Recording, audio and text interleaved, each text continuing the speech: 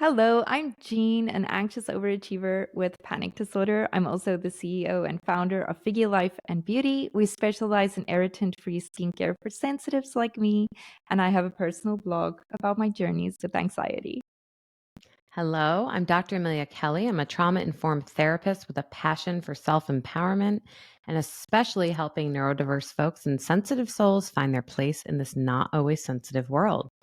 I am also an author and professor of counseling psychology, and I love spreading knowledge about mental health.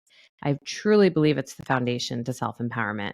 And I cannot wait to talk with you all about our topic today. What we're talking about today is dating yourself Mm and getting to know yourself, which I think is so interesting because I don't know about you, but I think if you get to the age we are, it hmm. Mm kind of starts to little bit click into place a little bit more. Like you need to be able to love yourself, understand yourself, can't look to others to do that for you.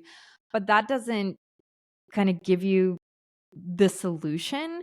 hmm. Mm hmm. You still need to figure that out for yourself. And especially as women, um, when you're in this stage, you may have young kids, Mm you may have hmm. older kids, leaving the house, going to college, and you change because you're always adapting to what somebody else needs from you and what they need your personality or your emotions or whatever to look like to be able to nourish and comfort. So you're always kind of losing yourself along the way. Mm So hmm. dating yourself is such an important and I think interesting concept because there's so much to unpack. Mm hmm. Mm hmm. I think you really hit a good point here. When it comes to any relationship, if you're not investing in the relationship, it will suffer. Mm, And so if your major investment is in raising your children, which makes a lot of sense if you have young children or children in mhm. general, but the relationship with yourself gets sidelined, of course it's going to suffer. Of course you're going to lose touch with what do I really want in this moment? And if you have less of a relationship with yourself, I really believe it makes it more difficult to set boundaries and handle conflict or even know if you're being treated the way you should be treated in a relationship Mhm. because she or he is not speaking up to you internally saying, "Hey, we don't like this." Yeah. Yeah. And that's also a huge issue is because we do tend to put ourselves last. We do tend to put our needs last. And what Mhm. we think and what we feel matters somehow less than what somebody else feels or is experiencing. So if we were to say, okay, let's talk about dating yourself. Let's Mhm. unpack that, right? Why would we want to talk about that? First of all, it would Mhm. be to understand who you are as a person and what you want out of life, really, and how you want life to treat you. How Right. would you see that? So actually I kind of want to grab my book. Yeah, so you actually had a great reference to this in your book, What I Wish I Mhm. Knew. Yes. And it's in the episode description. So be sure to link that. I think actually this book is also Audible. It's coming out on Audible this week. Ah, okay, awesome. So you Yes. can get it on Amazon.com or Audible. So be Yes. sure to check that out. Yes, yes, read by myself and Kendall Ann, the authors. Oh, that's awesome. You have to go and check this out. I will put the link in the description for sure.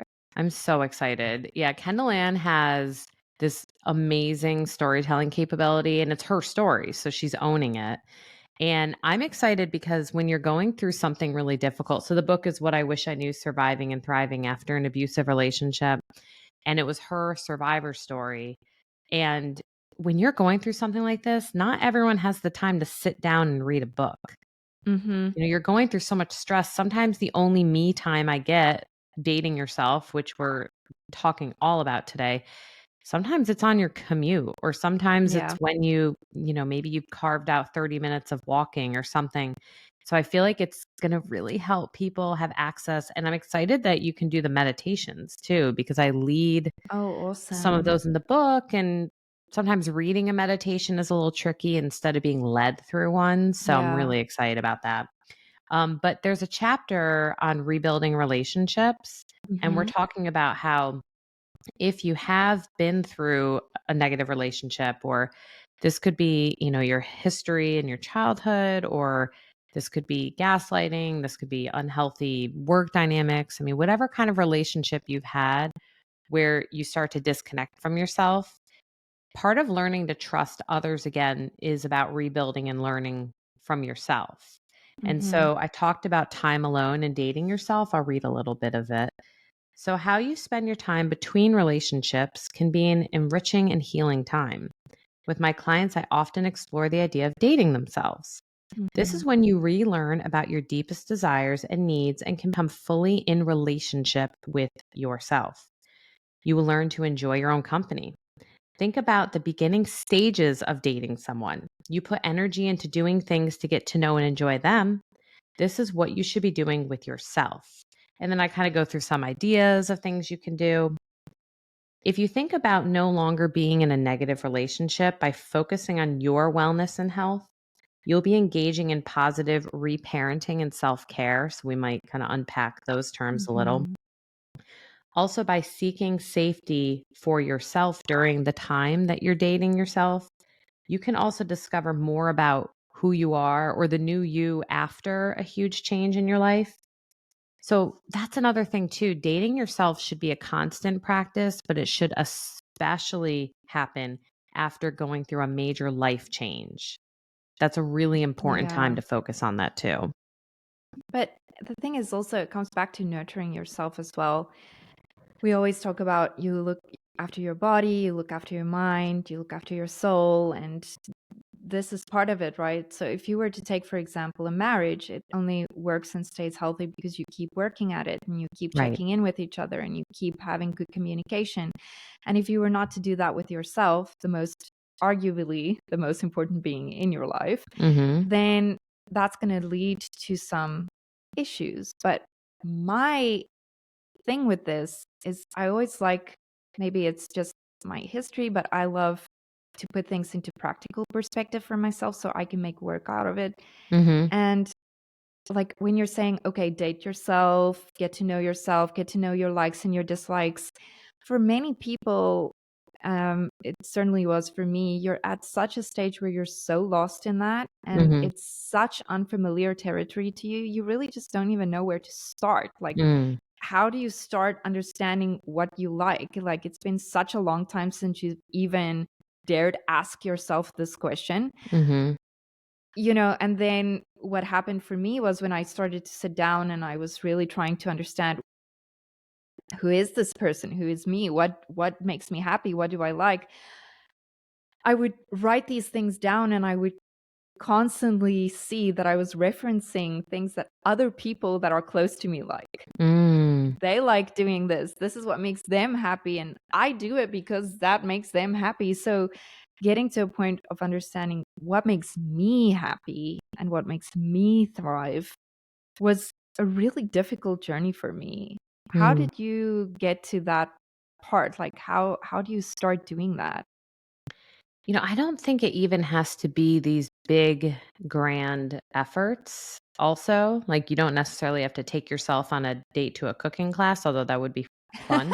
Um, I remember in between relationships when I had broken up from a long term boyfriend that I had to before meeting my husband. I remember this night where I made myself a very mundane dinner. It was probably some prepackaged thing. And, I put it on my plate. I set it down. I put Grey's Anatomy on, which who knows what year this could have been because it's been like 20 years since that show's been on. But I put Grey's Anatomy on. I lit a candle. Like, I kind of did these almost like nice things that you would do if Yeah. you were trying to set the mood for someone else too. And I remember sitting down and thinking, gosh, I really like my company. I don't really need a partner. I don't really need to find someone.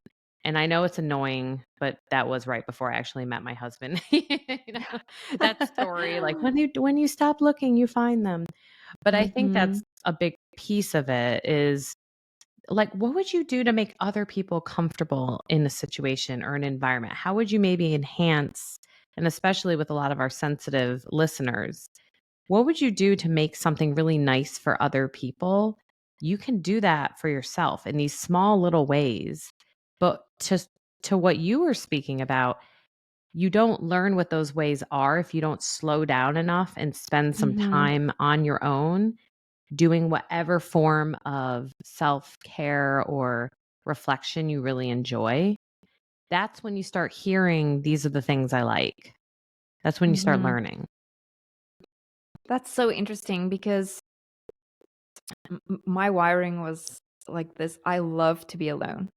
Ever Mhm. since I can remember, like Friday nights, usually when I was still working at legal aid, that was my thing. All my friends would go out for drinks after Mhm. um, work, and I would have this routine. I would go to the DVD shop, DVD, We're both dating ourselves. and I would pick out like 2 DVDs. I'd pick up a pizza, and everybody who knew me knew, do not knock on my door on Friday night. Like, I don't want to see anybody. I don't want to hear anybody. Um, so I've always been comfortable with being alone. My problem is that I get so deeply ingrained in being alone and in my inner narrative. Mm. I think I start thinking too much, and it always goes towards the space of, okay, what can I do to be a better human being for the people around me?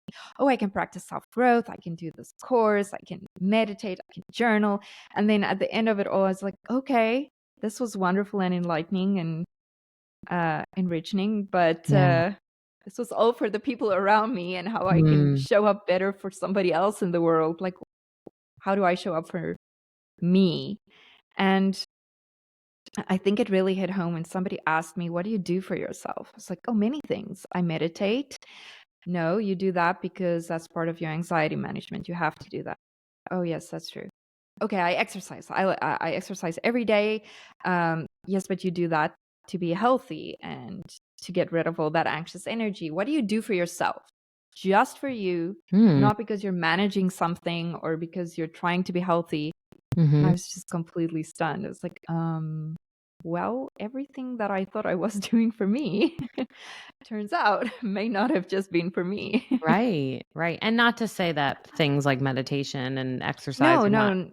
but it's all about that intentionality, I'm hearing you say, Mm-hmm. like, what is the reason behind it? It makes me think of what you just said.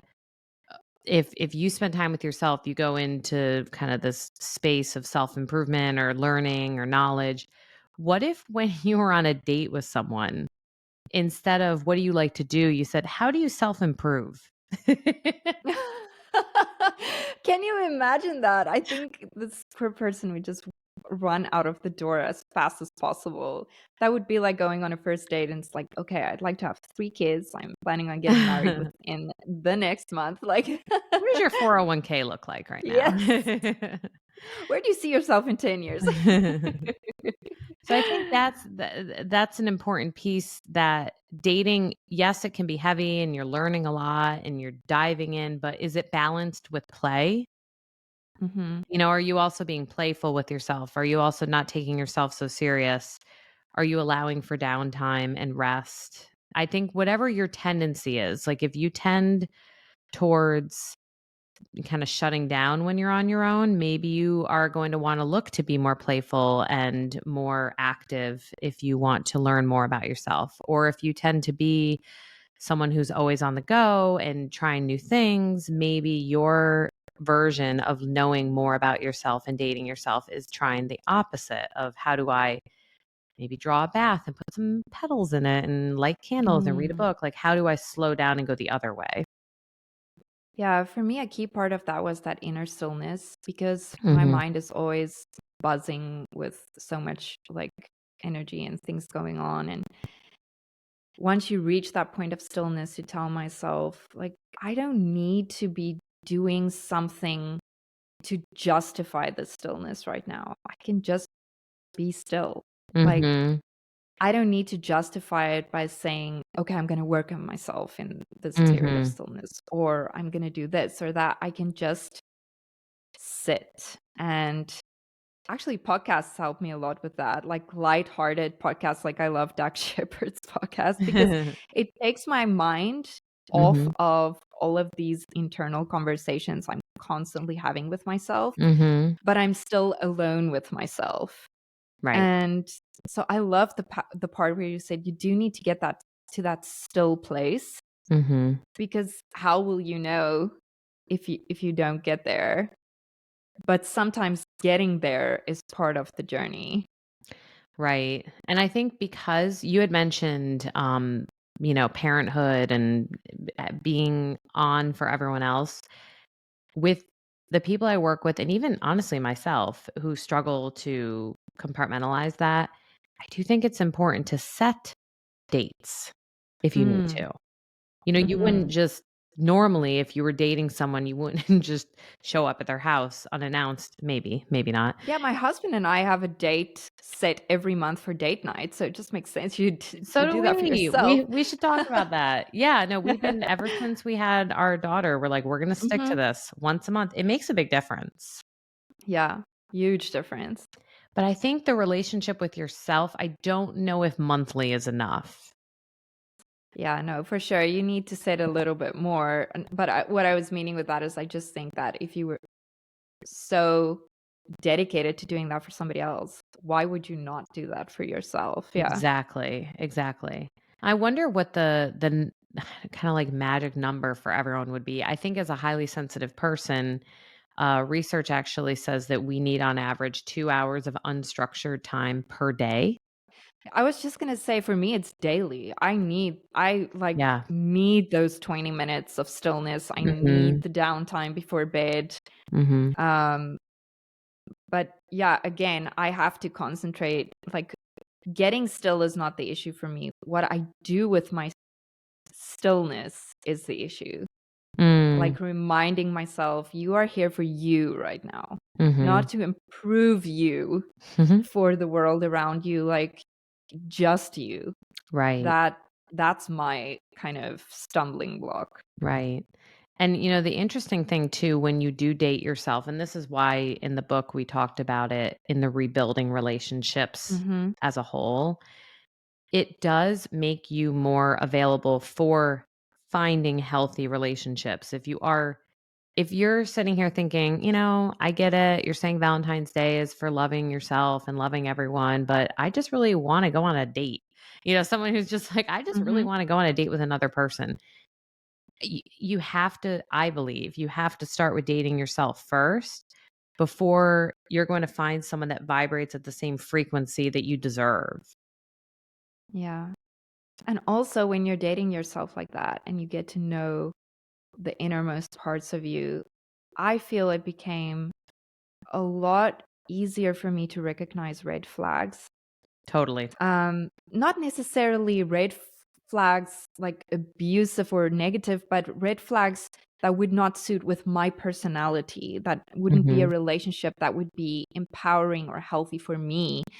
Um, and I mean, most of my long-term relationships were built because I didn't date myself and I didn't Mm. know what was needed from me and for me.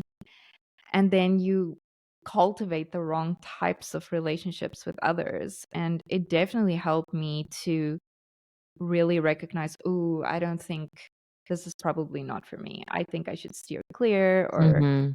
this isn't something I should pursue, even in a business environment. Mhm.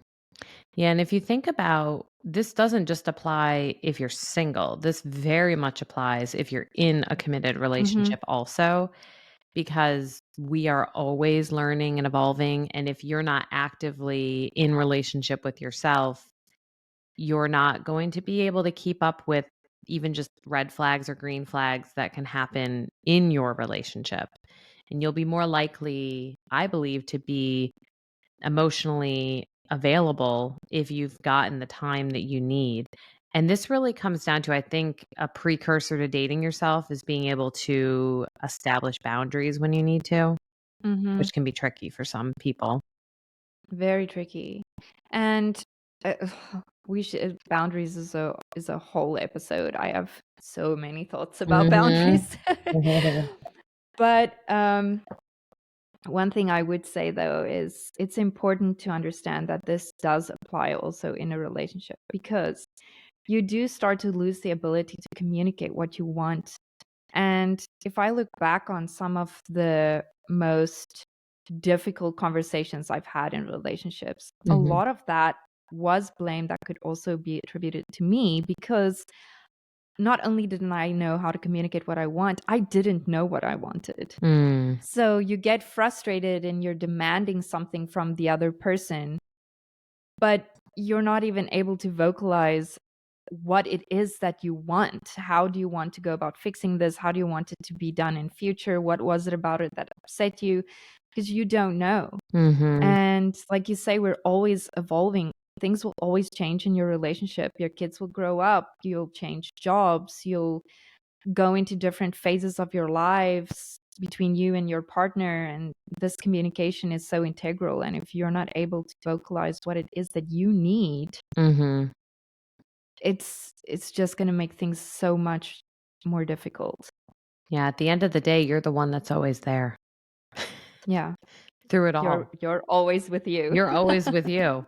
And I do notice with my clients who either have gone through abusive relationships or they've had, complex trauma situations from their past, there is this sense of I want to reclaim myself and I want to get to know myself and I want to find myself. And I think this concept can simplify that because I think the idea of finding yourself and figuring out who you are, it's just this huge Mhm, task.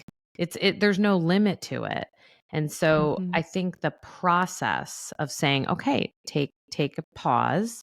Let's get fun. Let's not be over serious about this process. It doesn't have to be um just really intense work because I think sometimes getting to know myself can feel really intense.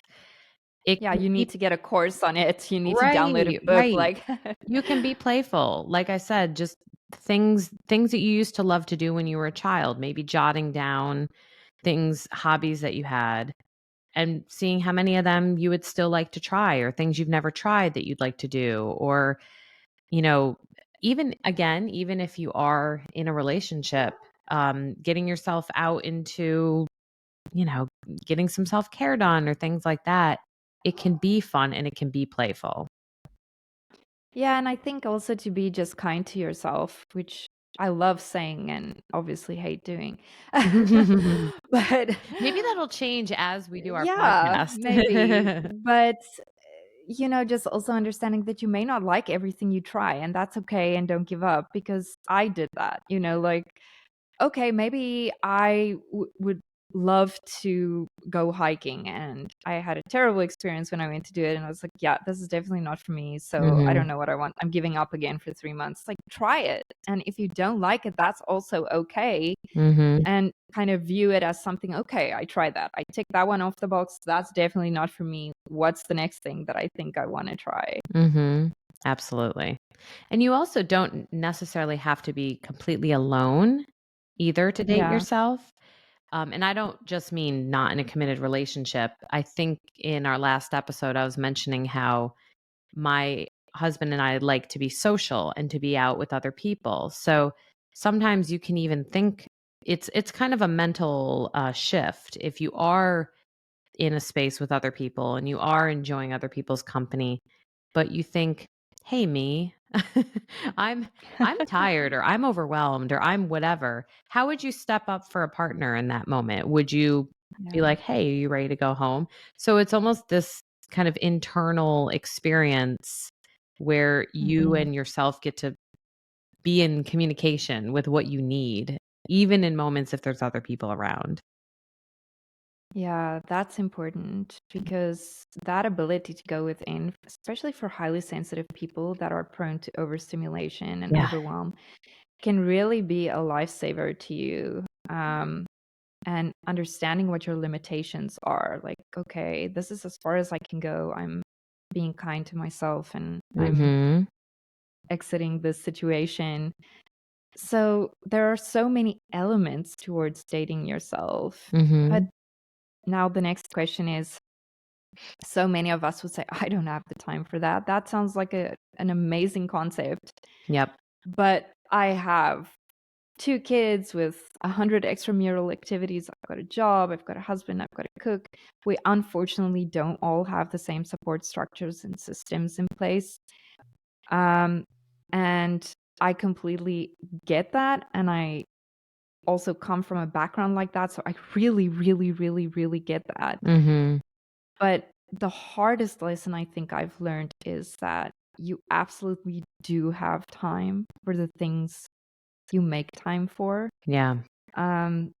Like that extra 15 minutes I choose to rather sleep than get up is time I make time for, Right. especially if you've worked late and you're doing that to be kind to yourself, of course, that's completely different. But the amount of things that I'm doing in my inner life and different things that I'm doing in my life because I've just changed my way of thinking of like, I do have the time to do this. Mhm. I can make the time to do this. Um, and then doing it and understanding how little time it actually takes from you. It is possible. It's just making that mind shift of it's a choice, really. Yeah, you're right. I mean, and again, it doesn't have to be I was saying that at dinner, lighting a candle for myself and Mhm. watching a show I liked and having introspective positive thinking was my Yeah. version of dating myself. I mean, we all eat dinner. Can you Yeah. can you take the time to maybe set the mood with some music or a candle for yourself? I Mhm. mean, that's something you all already well, I assume most people already are doing. So, yeah, like, are there little ways to make special moments and to give pause in addition to some grand things? I mean, if you have the time and the Yeah. means, by all means, go get that pedicure or, go for that mountain hike or go on the trip. Do the things if you have the means for it and that makes sense for your life, certainly. Yeah, and I'm all into the little things because I really believe that's the things we end up sticking with if we don't have to make True. these continuous grand gestures towards ourselves. And the little things start to become the big things because Mm, it starts to slowly snowball into more and more and more. Like the little things I love to do is I love doing my skincare routine at night. Like it's mhm, something all of us do. It makes me feel like I'm washing off the day, I'm cleansing that energy, and I did mhm. something just for me, I love that. even if it just took 2 minutes. I love, for example, having a cup of tea at night before bed. It doesn't have to be a half an hour expedition, but it's something I do just for me. So Mhm. the smaller actually almost the better because the small things start to lead to the big things, and Very true. we don't always have to start at level 10. Right. It's funny, I even had this idea pop in my mind, like, what would it be like if during the day, if you think of nice things about yourself or an idea, or if you have something you're curious about, what if you texted yourself? And, like, later in the Oh, how cool is day, that? you read what you say, or I don't know, I just had this kind of thinking, what's something you do on a normal basis with people that you're dating? And maybe not texting, but it's kinda Oh, like that is journaling, so but cool. Or send yourself an email or a yeah. voicemail. Yeah, That is something like so cool. that. Like, "You really killed it this morning with this project," or I don't know, something. Or like, "You should In check my out this, podcast later, you might like it." Yeah, because You in should my check out the sensitivity doctors later, you might like it." in my previous life, when I was still doing a lot of mentorship, one of the things I used to do in my program was that I would have the participants handwrite a letter to themselves, um, with what they would want their future self to know Mhm. and address it to where it needed to go. And I would collect it. And 4 months after the session, I would mail it to them. Oh, I love that. And they always had such great feedback on that because 4 months is kind of enough to fall back into your old cycles, Yes, like the the whole stress season has has begun. passed. Yes, and then them getting these letters that they wrote on this kind of high after the program and what they wanted themselves to know, and reading that back in your own handwriting, Mhm. it just feels so profound. Yeah, that's really neat. I love that.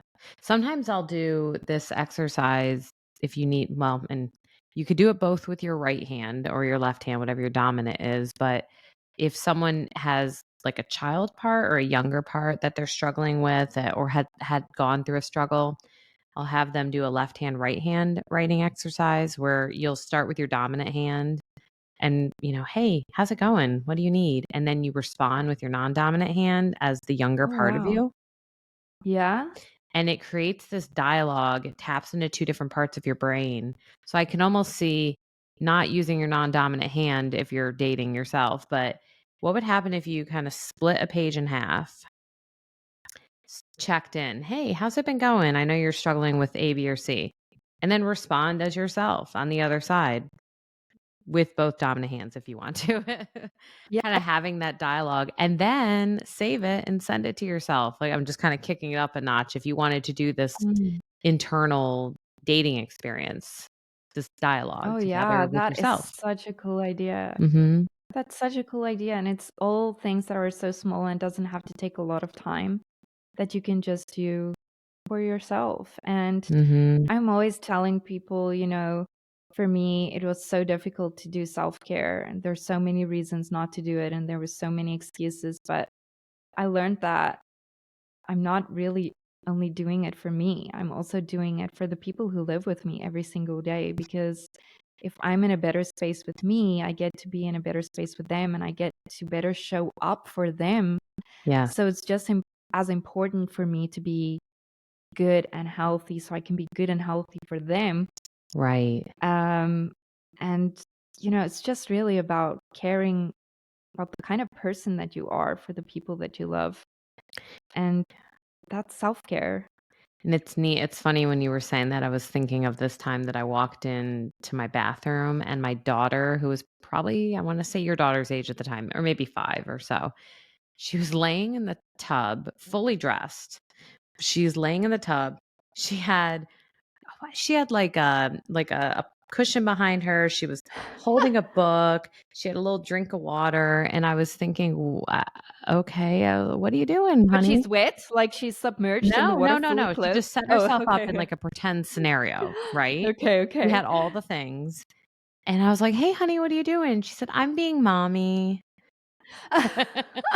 And I loved that 'cause I'm like, "That's so neat." She's watching me do these things when I need them, Yeah, and it's teaching her that this is part of being a holistic person. You deserve to date yourself. You deserve to take care of yourself. You deserve to draw that bath and read that book. And it's funny, I think back when they were younger, I feel like they traipsed into the bathroom more. So they probably really got to see my self-care more. Now they're a little older, I'll lock the door. But it's just kind of that funny, beautiful thing that happens when you do that. It yeah. gives other people in your life permission to do that for themselves as well. That's so true because, I will often tell my little girl, "Okay, mommy's gonna go meditate now, so just give me a couple of minutes."